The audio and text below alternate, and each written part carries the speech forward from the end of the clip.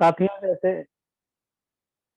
ध्यान एक संस्कृत शब्द पाली जिसे ज्ञान कहते हैं, जो क्रियापद या अध्याय से लिया गया है, जिसका अर्थ सोचना, कल्पना करना, चिंतन करना, ध्यान करना या मन को बुलाना या स्मरण करना। इस प्रकार से बहुत सारे इसके अर्थ हो सकते हैं, पर्यायवाची एक दूसरे के। और इस शब्द को अनेक बहुत सारे अर्थ इसके मिलते हैं, अलग अलग उसमें। तो हम उस पर नहीं जाएंगे, लेकिन ये जो है, ये अपनी ध्यान का जो ध्येय है, विचारों और इंद्रिय की अनुभूतियों द्वारा अनुभव के अलावा अनुभव के जो अन्य रास्ते हैं या दरवाजे हम कह सकते हैं, है ना, या आयामों की ओर से एक अच्छी सी हम इस पे व्याख्या भी हो सकती है। बहुत सारी बात इस पे बहुत अच्छे अच्छे लोग अपने अच्छे विचार रखते हैं, जो आप लोग प्रतिदिन सुन भी रहे हैं। और ध्यान के दूसरे अर्थ में इंद्रिय अनुभूतियों के प्रति उदासीनता, है ना, जैसे रहस्यवादी, कभी कभी पवित्र उदासीनता, बहुत सारी बातें आती हैं इससे। इसमें संदर्शन साधना भी मन के द्वारा किसी व्यक्ति आदर्श भूत का रूप प्रकटीकरण होता है। ये सब देख सकते हैं, जैसे वो प्रज्ञा रश्मि जी लेते हैं उसमें। तो वो क्या है, अपने आदर्श के प्रति जो है, हम उसकी संदर्शन एक प्रकार से साधना करते हैं, उसको याद करते हैं, उसके उसको हम देखने का प्रयास करते हैं, जहाँ से उनने ज्ञान प्राप्त किया है, जहाँ उपदेश दिया है। बहुत सारी बातें इसमें आती हैं। तो ध्यान, इन्हीं सब बातों को लेके हम सब ध्यान करते हैं, जो प्रतिदिन दिन प्रतिदिन हम साधारण अवस्था के ऊपर और उससे परे चेतना की उच्चतर अवस्था होती है। तो इसके लिए अलग अलग विधियां होती हैं, और उसी में हम अपना विकास करने की कोशिश करते हैं। और उसी श्रृंखला में ये ध्यान की हम जो है, आनापान सती भी ये पहली अवस्था होती है।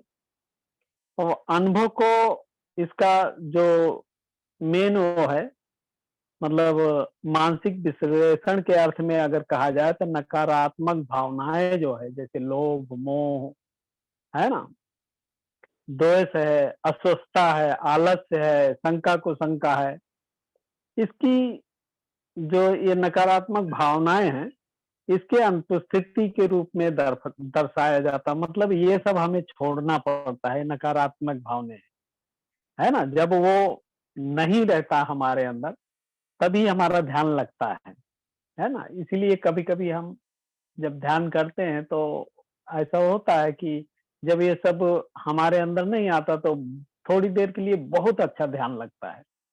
तो इस प्रकार से हम कह सकते हैं कि इन सब चीजों की जो हमारी नकारात्मक भावनाएं हैं, उसकी अनुपस्थिति इसीलिए कहा गया है। और दूसरे शब्दों में निवारण जो आते हैं, ये निवारण भी हैं। अर्थात जब तक किसी विद्यमान नकारात्मक भावनाओं को दबाया नहीं जाता या कुछ समय के लिए रोका नहीं जाता उसे, तब तक 5 ये जो निवारण हैं, कि मन केवल अस्पष्ट होना चाहिए, बल्कि भय, द्वेष, ईर्ष्या, अस्वस्थता, पश्चाताप, है ना, बहुत सारी बातें हैं जो तत्कालिक ही सही मुक्त होना चाहिए, है ना। अन्यथा चेतना का जो ये स्तर है, जो हम वो उठाने की कोशिश करते हैं, उसमें कहते हैं प्रवेश करना बड़ा कठिन होता है, जब तक ये भावनाएं आती हैं। वास्तव में जब हम हमारे अंदर ये भावनाएं, जब हम ध्यान करने बैठते हैं, तो ये सब भावनाएं स्वाभाविक है, आती हैं। लेकिन क्या होता है कि अगर हम इन सब जो मैंने बताया, लोभ, द्वेष, अस्वस्थता, या ये भय, द्वेष, ईर्ष्या, जो सारी बातें हैं, नकारात्मक भावनाएं, अगर ये हमारे अंदर विद्यमान है, हम कुछ नए होते हैं, तो हम उसी को पकड़ कर बैठ जाते हैं। तो भले हम आँख मूंद के बैठे होते हैं लोगों के सामने, लेकिन ध्यान हमारा वास्तव में लगता नहीं है, कहने के लिए हम ध्यान में बैठे हैं।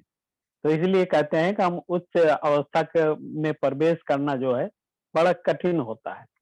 ये हमें स्पष्ट भी होना चाहिए।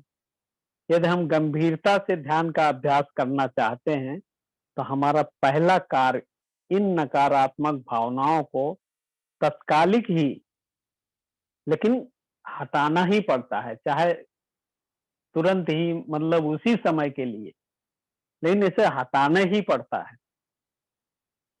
और ध्यान के रूप में चेतना की जो उच्चतर अवस्थाओं का अनुभव, अर्थात ये बहुत ही वैसे बात है। आदर्श के रूप में अगर जैसे कहें, जैसे ही कोई आंख मूंद कर ध्यान के लिए बैठता है, तो ये जरूरी नहीं है तुरंत ही सीधा ध्यान की अवस्था में प्रवेश करना चाहिए, ऐसा कहते हैं, लेकिन ऐसा होता नहीं है। होता भी है तो जो मैंने नकारात्मक भावनाएं बताई हैं, अगर इससे ऊपर उठा है, इसको भूल जाता है, तब तो हो भी सकता है ना? तो ये बहुत सारी बातें हैं। अगर हमने अपने सच्चा मानवीय जीवन जिया है, तो यह जो है घटित होना ही चाहिए।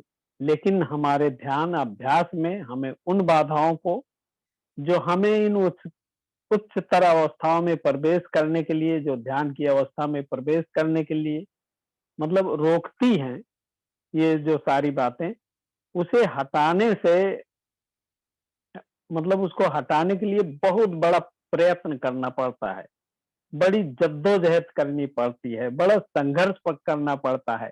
किसी से नहीं, अपने आप से, स्वयं से, अपने मन से जद्दोजहद करना पड़ता है। अगर हम इन बाधाओं को हटा सके, तो पहले ध्यान की अवस्था में ही हम बहुत सहज पहुंच जाएंगे। और इसी के लिए हम ये प्रयास भी करते हैं। सकारात्मक तौर पर पहले इस ध्यान की अवस्था में एकाग्रता है, और शारीरिक मानसिक शक्तियों को एकत्रीकरण करते हैं, इकट्ठा करते हैं, शरीर और मन, इसकी शक्तियों को। क्योंकि मन जो है, वो तो चंचल है, चलायमान है, वो भागता रहता है। और जब मन भागता है, तो हम शरीर से भी कितना कोशिश करें, बड़ा मुश्किल होता है। तो हमारी शक्तियां अनेक विषयों में बिखरी पड़ी होती हैं, हमारी शक्तियां अनेक मार्गों से रिश्ती रहती हैं। जैसे कहीं पानी जा रहा हो, या किसी बर्तन में पानी रखा हो, और उसमें कहीं कहीं छेद हो, और आप पानी भरते रहो, पानी निकलता रहता है। वही हाल हमारा भी होता है। ये जो नकारात्मक हमारी बातें हैं, हम कितना भी प्रयास करते हैं, लेकिन वो भरी रहती ना, तो वो आती, कितना भी कोशिश करते हैं उन्हें इकट्ठा करने का, तो बड़ा मुश्किल हो जाता है उनको भगाने का। तो इसीलिए इन शक्तियों को, मतलब हमें प्रयास करना पड़ता, नष्ट करना पड़ता है। कुंठित होती हैं एक शक्तियां, बहुत सारी बातें, उससे हमें कुंठा भी पैदा होती है अगर ऐसा नहीं होता है। लेकिन जैसे ही हम ध्यान का अभ्यास शुरू करते हैं, तो हमारी मतलब ये सारी शक्तियां जो हैं, ये एकत्रित होना शुरू होती हैं।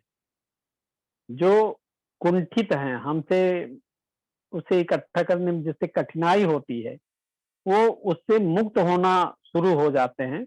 और जो नष्ट हो, वो नष्ट भी होने वाली हैं, वैसे आती रहती हैं, लेकिन हम इतना अपने को एकाग्र होते हैं, वो आएंगी जाएंगी, लेकिन हम उस पर ध्यान नहीं देते हैं।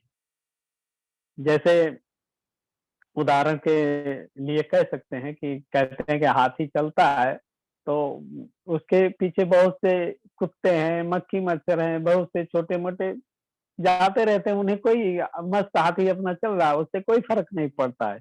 उसी प्रकार ये, अगर हम, हमारा मन से, शरीर से हम एकाग्र होते हैं, तो ये सारी बाधाएं तो आती रहेंगी, लेकिन वो जाती रहेंगी, जैसे आएंगी वैसे जाएंगी, और हमारे मन के ऊपर असर नहीं डाल सकती हैं। है ना? और इसीलिए कहा गया जो नष्ट होने वाली हैं, वो नष्ट होने से बच जाती हैं, हमारी शक्तियाँ एक साथ इकट्ठा होना शुरू हो जाती हैं, है ना? वे एकाग्र होने लगती हैं और एक रूप होने लगती हैं, वे एक साथ बहने लगती हैं और इस तरह शक्तियों का एक साथ बहना और ऊंचाई पर पहुंचने को, है ना, एक साथ इन शक्तियों को जब हम बहते हैं, जब एकाग्र होते हैं, तो ऊंचाई पर पहुंचने के पहले ध्यान के रूप में इस प्रकार हम जान सकते हैं, उसे पहचान सकते हैं, है ना?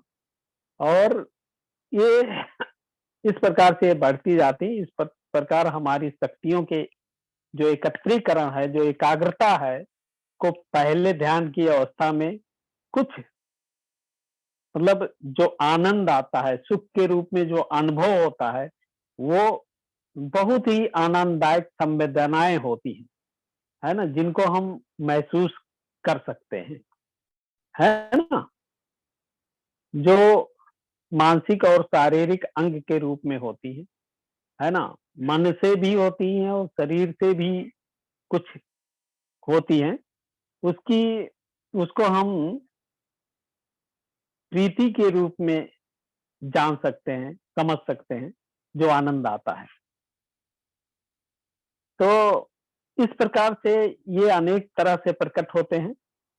जैसे कभी-कभी हम ध्यान करते हैं, कुछ करते हैं, तो शरीर में एक झुरझुरी सी पैदा होती है। झुरझुरी आप लोग समझ रहे हो, तो जैसे रोंगटे खड़े हो जाना, है ना?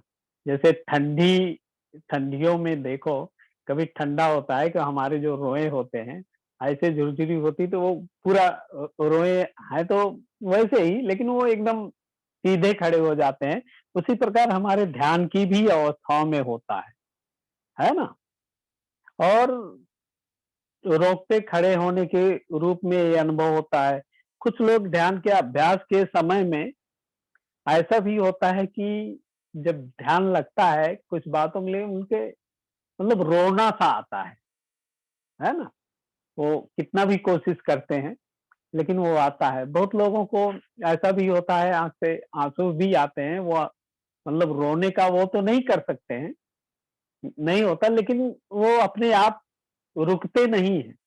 ऐसे बहुत सारे अनुभव हो सकते हैं और ये जो है, ये सब इसको हम शारीरिक स्तर पर ये प्रीति की कुछ अभिव्यक्तियाँ कह सकते हैं।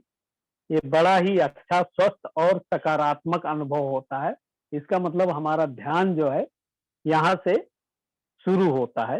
ये सकारात्मक अनुभव जो है, इसका मतलब हमारा ध्यान लग रहा है, लेकिन ये भी बहुत लंबे समय तक नहीं होता है। जब हमारा ध्यान लगता है, क्योंकि हम सीखते हैं, कई बार भी बताया गया है, लोगों ने भी बताया है कि ये क्षणिक मात्र का भी होता है, किसी किसी के ज़्यादा अच्छा लगता है तो थोड़ा और ज़्यादा समय का होता है, ऐसे ही होता है। और इस प्रकार से इन सब मानसिक गतिविधियाँ अर्थात वितर्क है, विचार है, ये सब इन सब में विद्यमान होता है। सभी नकारात्मक भावनाओं को स्थगित तथा अपनी सारी शक्तियों को एकत्रीकरण करके, इकट्ठा करके शारीरिक, मानसिक तौर पर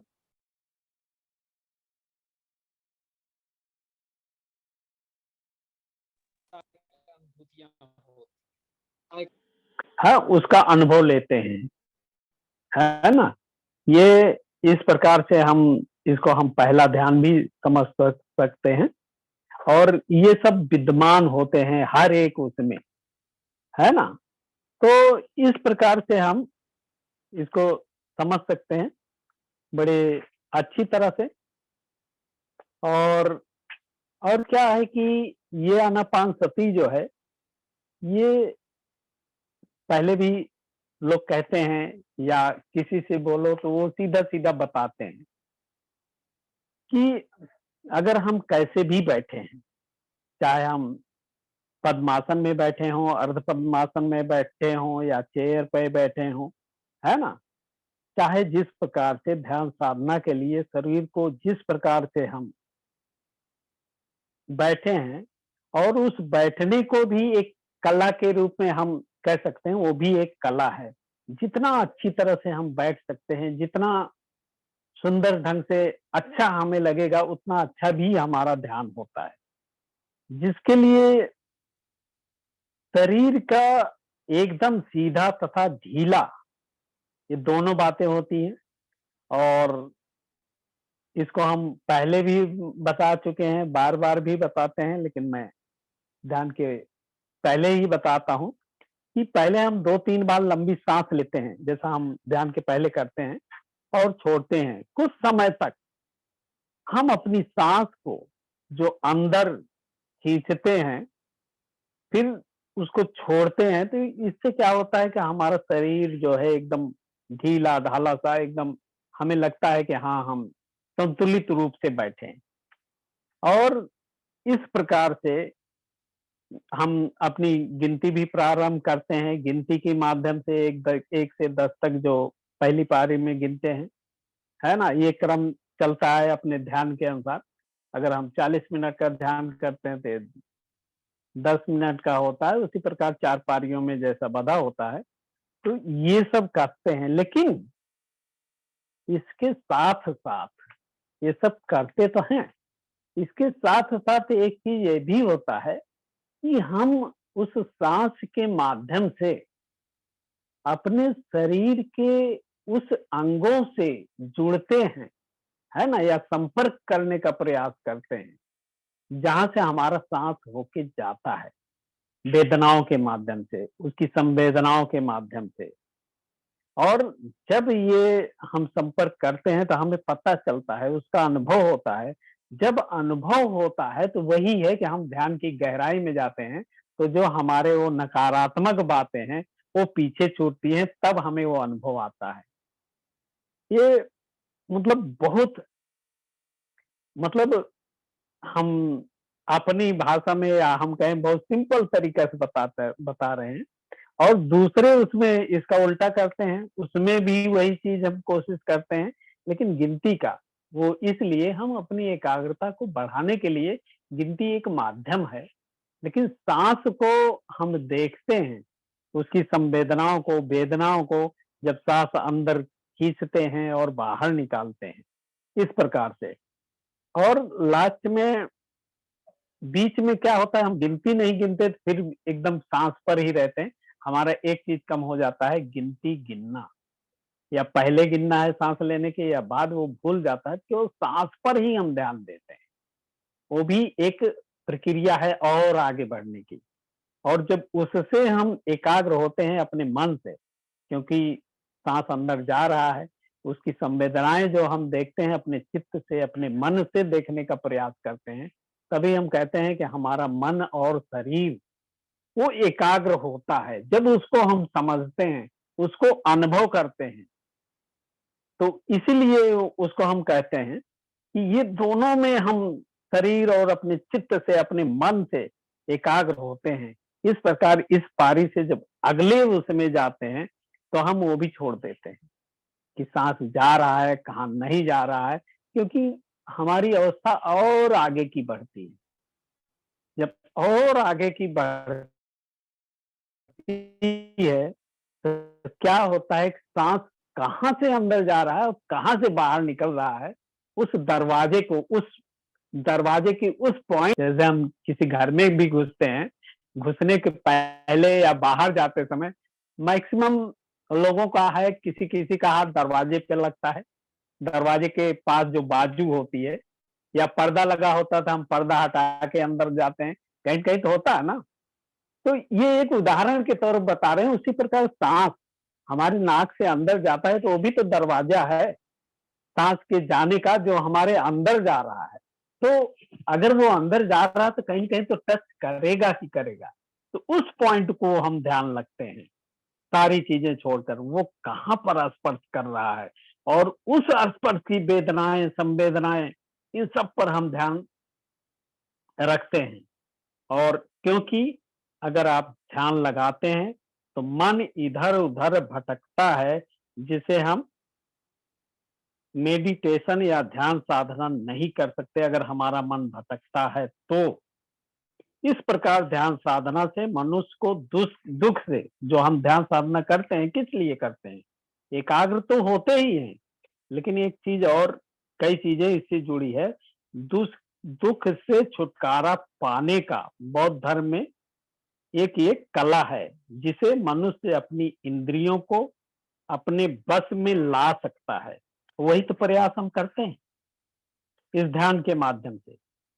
और इन इंद्रियों के गतिशील बनाने के लिए हमारे अंदर की इंद्रियां चलायमान जो है वो बनती हैं, है ना। वो कौन होती हैं? जैसे आंख, कान, नाक, है ना। ये सब, इन इन सब से हम उनको वो करने के, और इन्हीं से हमारे जो नकारात्मक भावनाएं हैं इन्हीं से उत्पन्न होती हैं। तो ये सबको भी हम देखने का काम करते हैं कि हमारा मन, चित्त, जिसे विज्ञान भी कहते हैं, जिस जिस ओर, है ना, वस्तु, जिस तरह से वस्तु जो है हमारी आंखें, चक्षु जब देखती हैं तो उनका कार्य जो है केवल देखना है, लेकिन देखने के बाद अगला कार्य होता है जिसे हम चित्त या विज्ञान कहते हैं, है ना, या मन कहते हैं। तो उस वस्तु को अच्छाई से या बुराई से वो अवलोकन करती है। फिर इसी के अनुसार वहीं से जब वो अवलोकन करेंगी तो वो अच्छी है या बुरी है, कैसी है, तो फिर लोभ है, क्रोध है या तृष्णा है, वहीं से परिवर्तन हो जाता है ना। तो इन्हीं सबको हमें दूर करने के लिए होता है। जैसे कान के द्वारा कोई मधुर आवाज आई, है ना, जो हमें पसंद आई, फिर किसी ने गाली झगड़ा सुन लिया, है ना, सुनकर हमारे अंदर कुंठा, तृष्णा पैदा हो गई। तो ये इंद्रियों का काम है। इस प्रकार हम इंद्रियों को नियंत्रित करने के लिए ध्यान साधना की जरूरत होती है।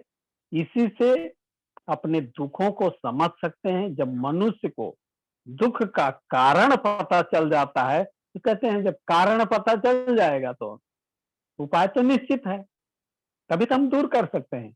जैसे डॉक्टर दवा तो देता है, लेकिन जब तक बीमारी नहीं पता चलता तो वो तो बहुत सारी दवाएं दे देता है, और उसमें आदमी और परेशान हो जाता है। और जब कारण पता चल जाता है तो एकदम सटीक वही दवा देगा जिससे तुम्हें जौन सी बीमारी है उसको दूर करने के लिए। ये सारी बातें हैं।